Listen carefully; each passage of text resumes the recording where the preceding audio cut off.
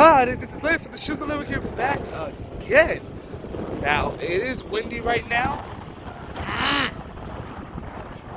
It's very windy right now, but today I am going to be making a trip to a retro video game store called Classic Game Junkie. Now,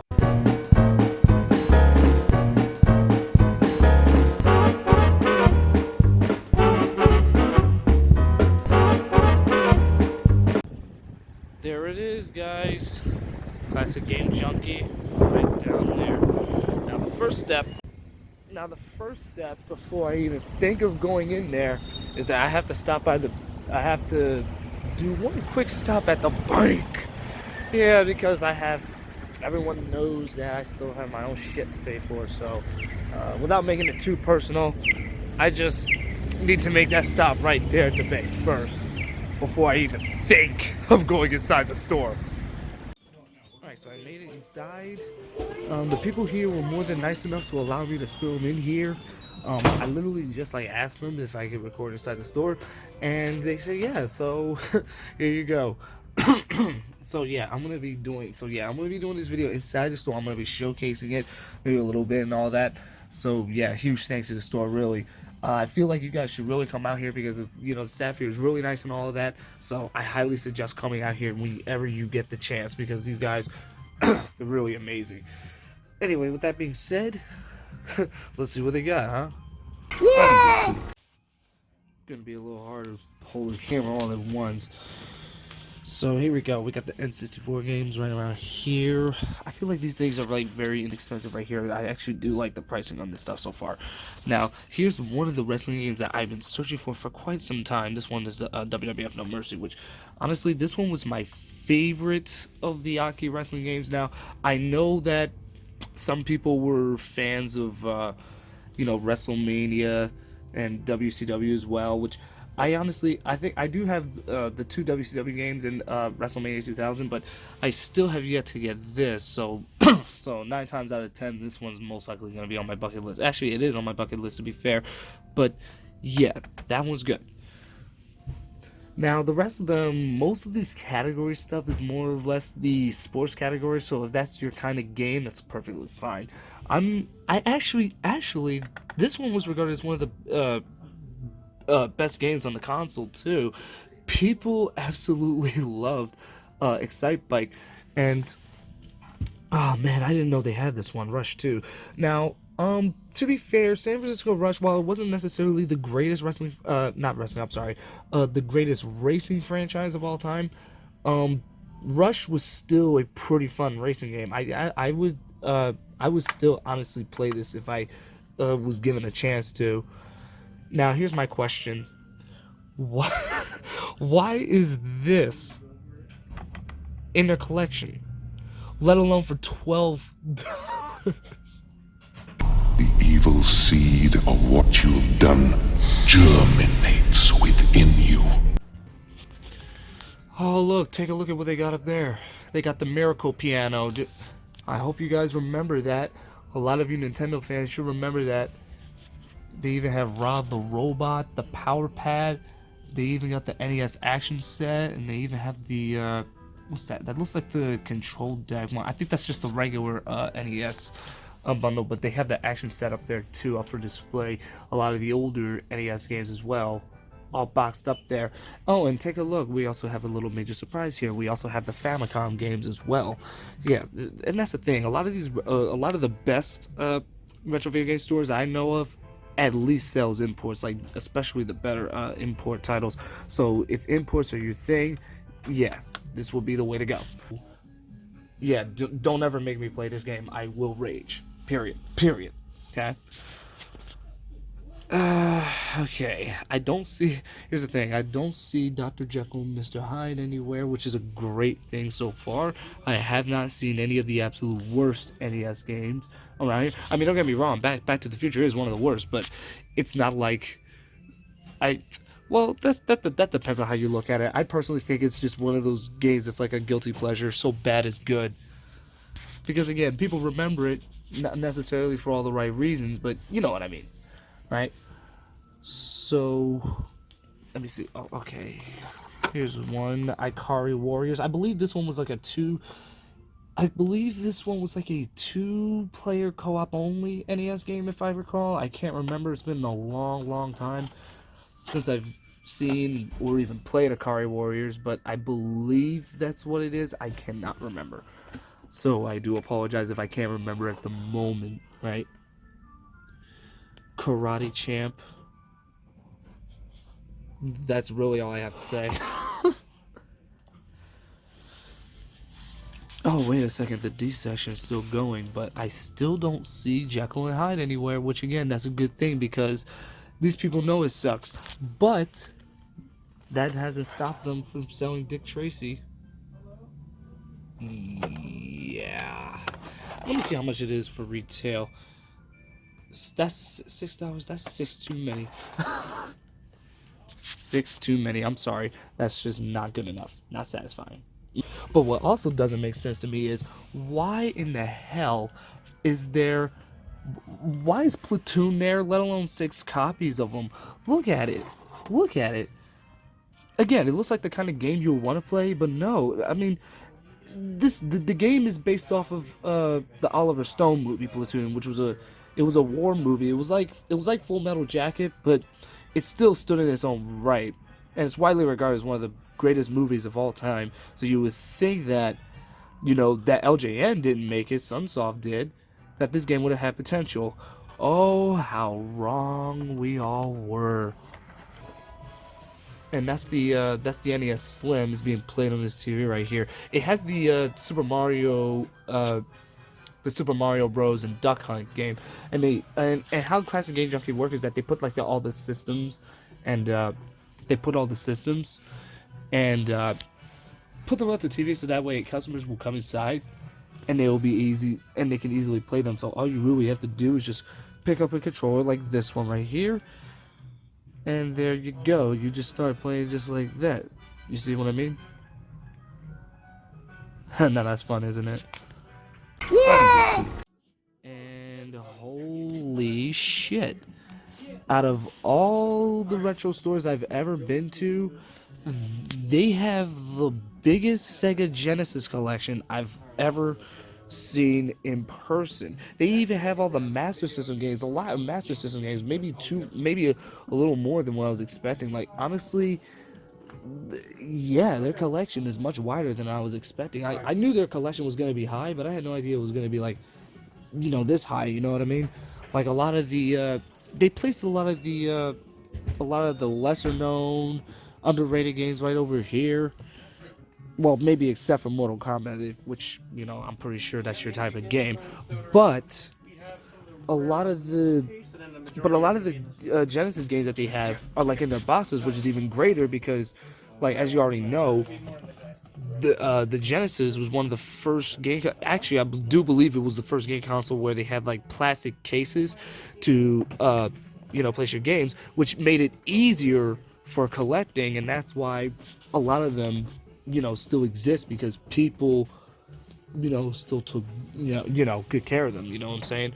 So okay, let me see. The original Sonic trilogy, they're all retailed at well, actually, except for this one. This one's retail for $25, which I don't know why, but even so, I still have that. I already have this one, but the only one I don't have is the original Sonic the Hedgehog. Now, I do love this one, but like people probably want to ask me what my favorite Sonic game is, which that's a hard one because like I love the original trilogy. I even love Sonic and Knuckles as well.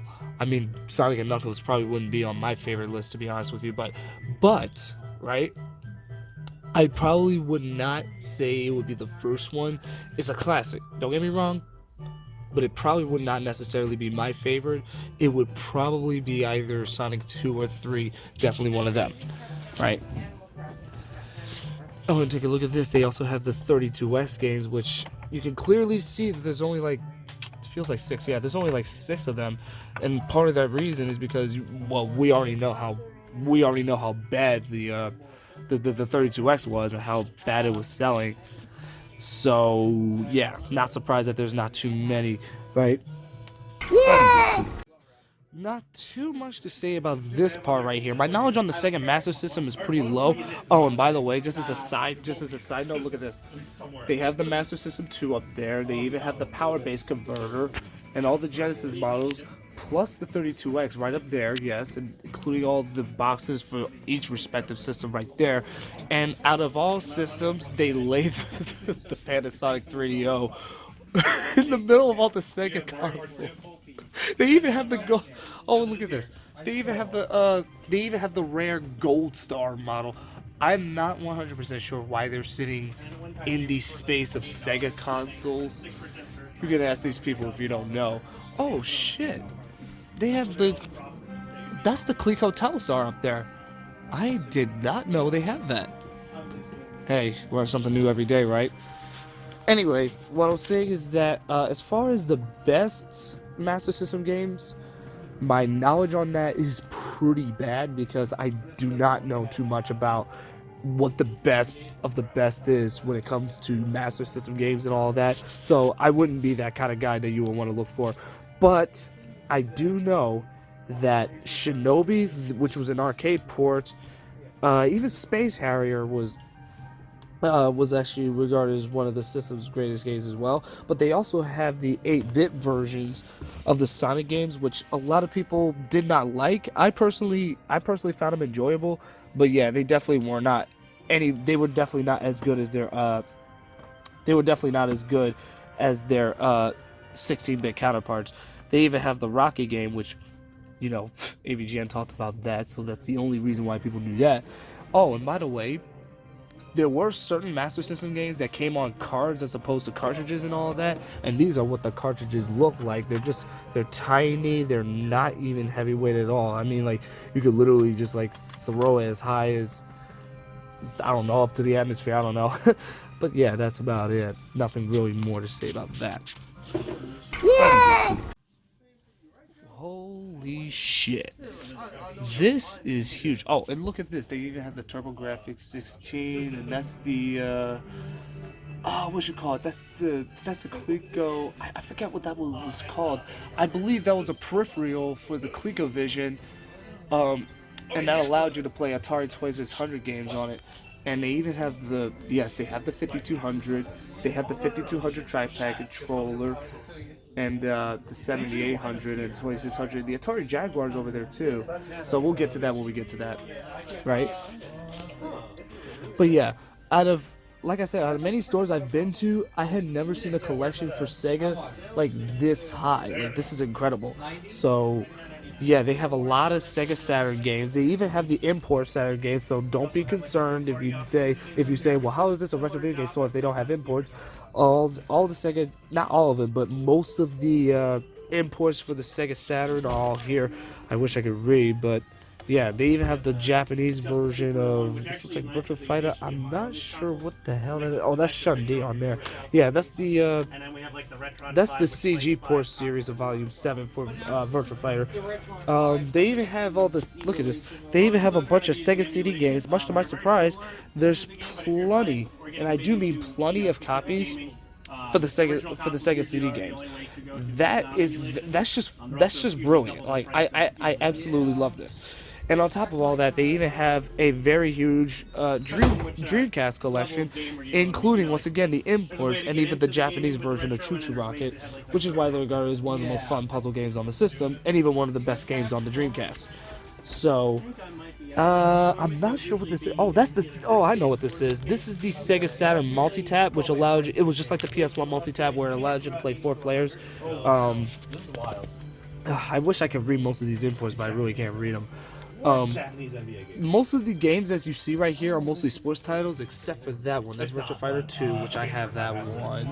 I don't have I think I may need to honestly buy another copy of the game, because mine's is really, really, really bad. So I may need to do that again. Yeah, the majority of them are all like sports titles except for that one, but they do have other games that were really good, like Soviet Strike, which was also on PS1. Likewise with Tomb Raider. Now, the thing about Tomb Raider is that I did hear that originally Tomb Raider was going to be a Saturn exclusive, but they decided to put it over universally to PC and PlayStation. I forgot the reason why they did that, but they actually did have a decent reason for that. This one I would definitely most likely get for the Saturn is the Arcade's Greatest Hits Atari Collection 1. This game basically was a compilation title of the earlier Atari games like Asteroids, Battle Zones, Centipede, Missile Command, Super Breakout, and Tempest, which Tempest is one of my favorite arcade games of all time, in case you're interested. Yeah, they mostly have all of that, which, now the Sega CD, the Sega CD games needs no introduction. Well, to be fair, they do, because I mean, not too many people remember them. They have the Sega CD game Dracula, which was based off of the Bram Stoker remake that had Keanu Reeves in it, and only people remember that movie because of Keanu Reeves' poor performance. Yeah, he was kind of cheesy in that movie.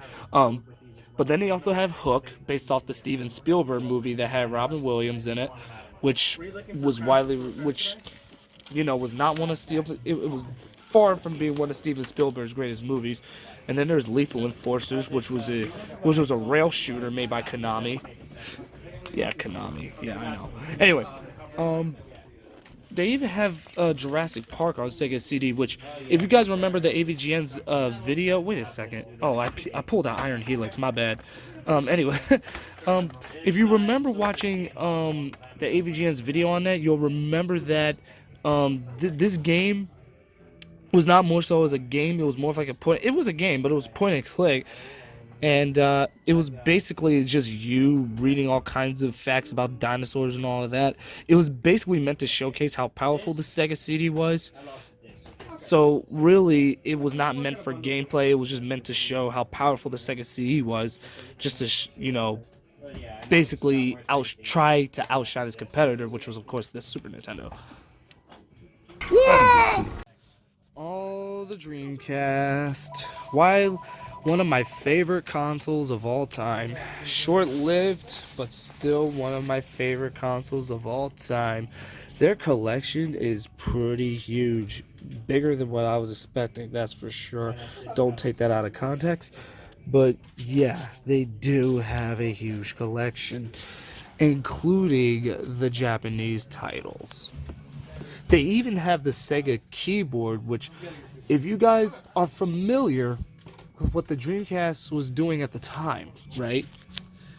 The Dreamcast was trying to make it so where you could do PC and gaming all at once because they did collaborate with Microsoft to invent a completely original and exclusive operating system made specifically for the Dreamcast, and that was what they got. Now they also have the boxed Dreamcast controllers. This is the blue one, so yeah, the blue one comes from Europe. I'm not sure how much this one is because I don't see any price on it. I'm unsure if this is just there for display. Well, a lot of the stuff that's for display is up here, but I don't know. I'm a little confused. Anyway, let's try to make this as quick as possible because I notice I probably staying on longer than I should be. There's Trick Style, which is it was a very, very fun yet difficult game on the Dreamcast, which I also have on Steam, but it was still a pretty fun game. It wasn't the greatest on the Dreamcast, but it was still a fun game. I actually enjoyed that for the most part. Oh, and look, they have the Japanese keyboard. And speaking of Japanese, take a look at this. Choo Choo Rocket. This was one of the Japanese titles. This is one of the many few Japanese titles that I actually really want because, I mean, Choo Choo Rocket is such a fun puzzle game. Like, I highly recommend getting that. And then you also have Fire Pro Wrestling. Widely regarded as possibly the greatest wrestling game of all time is Fire Pro Wrestling, which is basically a 2D.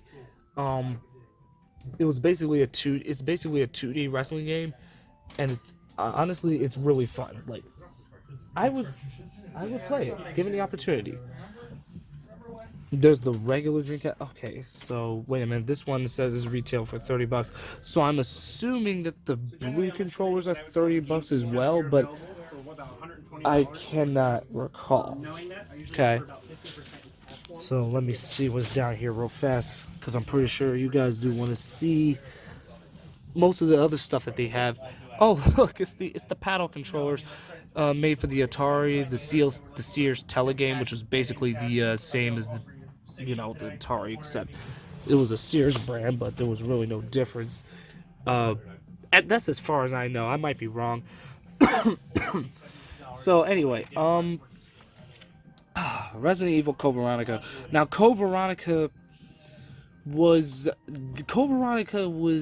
it was not one of my favorite Resident Evils, but I still felt like it was a very interesting title to the series, given that they focused on Claire, the sister of Chris, and yeah, I felt like Code Veronica was still an interesting game.